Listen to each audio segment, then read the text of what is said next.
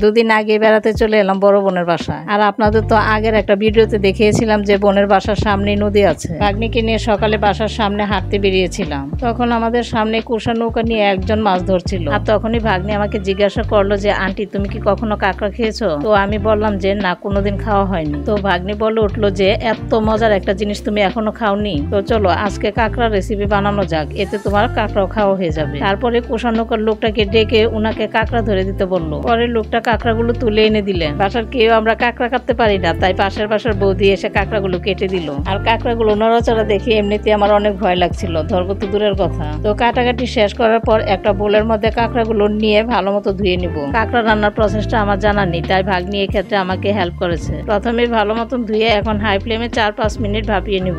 4-5 minute ভাপিয়ে নেওয়ার পর চুলা থেকে নামিয়ে ঠান্ডা পানি দিয়ে ধুয়ে নিব। ভাগ্নিকে জিজ্ঞেস করলাম যে ভাপিয়ে নেওয়ার কারণ কি। ও বললো যে এভাবে ভাপিয়ে নিলে কাঁকড়ার ভেতরের এক্সট্রা ময়লাগুলো বের হয়ে যায়। তো এখন কড়াই চাপিয়ে পরিমাণ মতন তেল দিয়ে তারপর দিয়ে দিব পেঁয়াজ কুচি, স্বাদ মতন লবণ, 1.5 চামচ হলুদ গুঁড়া, 2 চামচ মরিচ গুঁড়া, 2 চামচ ধনিয়ার গুঁড়া। এগুলো দেওয়ার পর ভালো মতো কষিয়ে নিব।